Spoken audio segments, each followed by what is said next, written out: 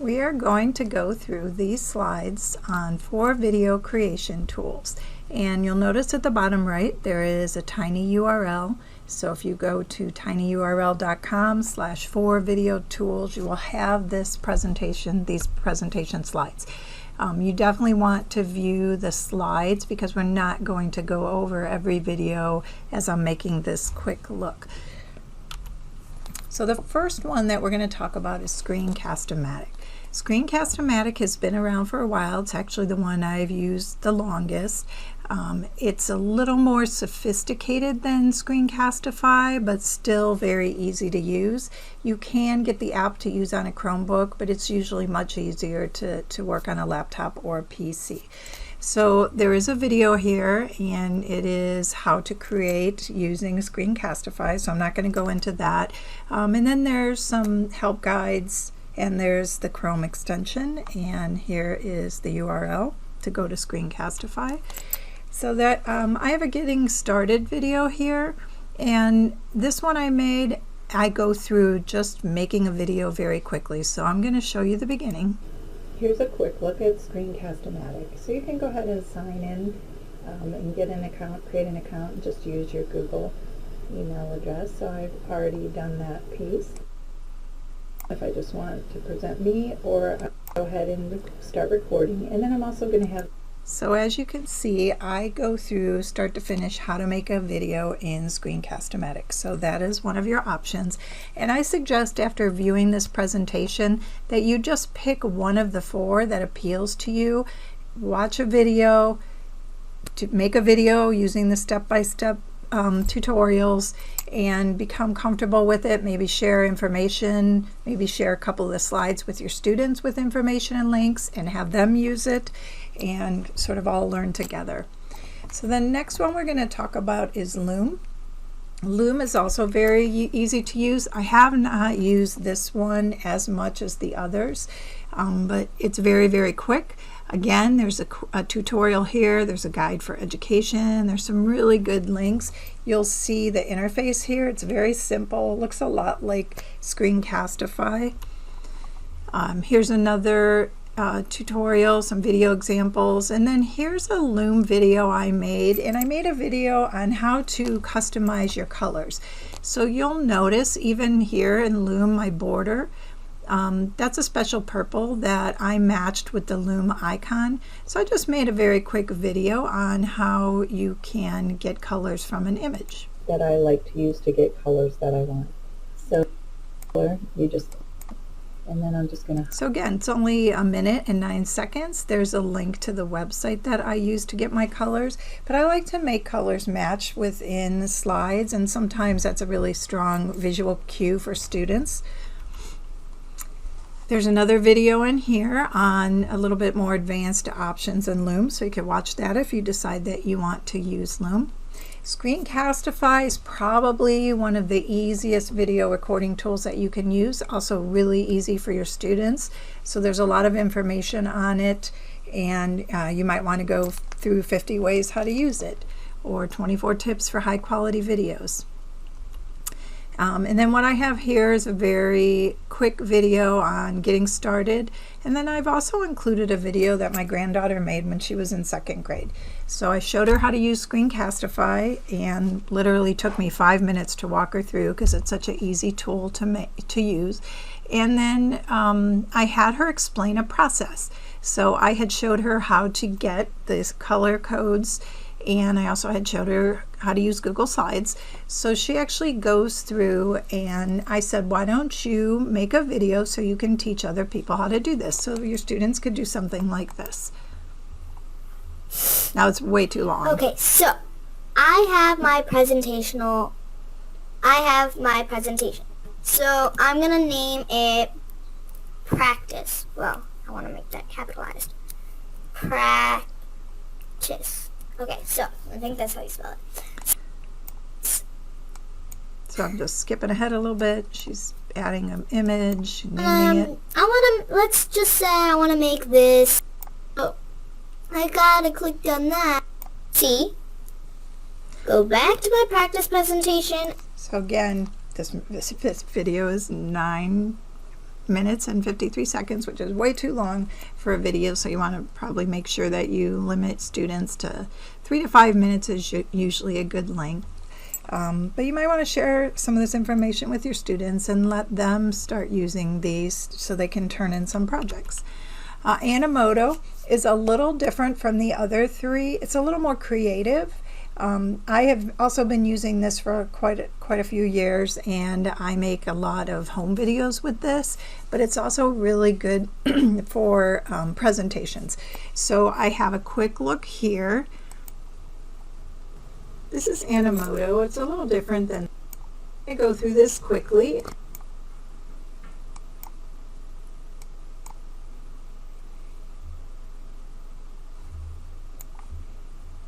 And I actually go through step by step how to create an Animoto video. So this one is very, very simple to use. And again, I have some links here on how you can do that. So you see, it's very simple user interface. So I go through that. And then there is a how to create a video with Animoto. This one comes from the company. So again, this might be one that you want to try, or maybe you want to have your students try. I've also included, this isn't for videos, I use it more for screen capture. So this is one you most frequently probably see when I send things out. So you might want to try this if you, as you can see, I've added text and boxes and arrows. So I did include the link for that. And now I'm going to go through some of the why we would want to use videos and purpose and some examples. So consider, why are you making your video? What's your purpose? Who's your audience? Of course, that will change what a tool that you might use and the information that you provide. Why videos for students? Video creation engages students so they can collaborate, they can share their work. Video brings together two things that the written word can't: body language and tone of voice. So combined, these play a significant role in teaching a subject. And I'll let you read that later. And a lower quality video made by you is more engaging than a professional video. So don't worry if you make a few mistakes. Don't start over. It will take you too long and you'll get too frustrated. Just keep going, unless it's just a blatant error that you have to correct, and sometimes you can edit that right in the video. If I stumble over words or whatever, I just keep going. I just correct myself and I keep going. Here are some tips on screencast and presentations. Changing your colors and your visuals to show related items. You can bold different words. Be concise. Don't keep starting over. Close all your other tabs and apps that aren't needed. You want to make sure that you have a clean screen and that you don't accidentally show something you shouldn't, but also it helps if you're making a video with bandwidth. Create an outline of what you want to say. Check your audio. Use a headset if necessary. Pause your video if you need to fill in items to save some on-screen time, and keep some water nearby. And then I'm going to quickly look at the ISTE standards for students. So in the 2016 ISTE standards, these were designed for students and educators across the curriculum, and these are the three that really apply to video making and presentation for students to be knowledge constructors, so they can use a variety of resources to construct knowledge, produce creative artifacts, make meaningful learning experiences, that they would be innovative designers, and that they would be creative communicators. So those are good standards to think about in regard to students making videos. There are some video tips and tricks. I have some links there. And this slide is on how to create a rubric to assess student videos. And you can click on the link in the title for more information. And then I have some samples here and examples. So my granddaughter, again, she had a school project, so we took pictures, we put them in a Google Slide, which we then converted to a PowerPoint so we can easily upload all the JPEGs as once into Animoto.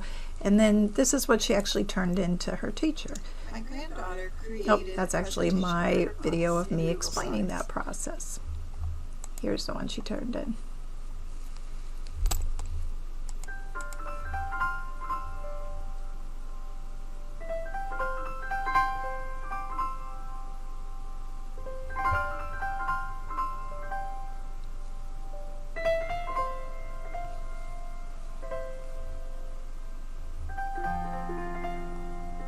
And again, that video is only 51 seconds long. You can capture a lesson. So here's an example of capturing a lesson. You can highlight a school event or something going on in your classroom. You can explain or demonstrate a process. And I'm using Animoto for these. So Animoto has themes and music that you can change and apply. So for example, this one was explaining what wheat berries are and how you can make flour and then dough. So explaining a process. I'm going to skip through a little bit here. It's grinding it, making it up. You can document an initiative or something that you're working on. This one was App Smash, so it was converting Google Slides into an Animoto video of something that I was working on.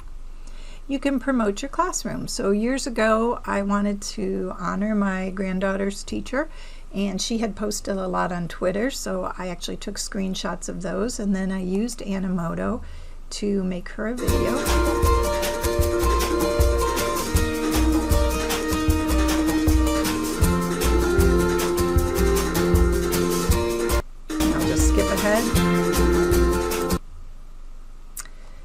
And then you can also use the app on your phone. So it's really easy to use. I made this quick video actually in about 5 minutes using the app on my phone.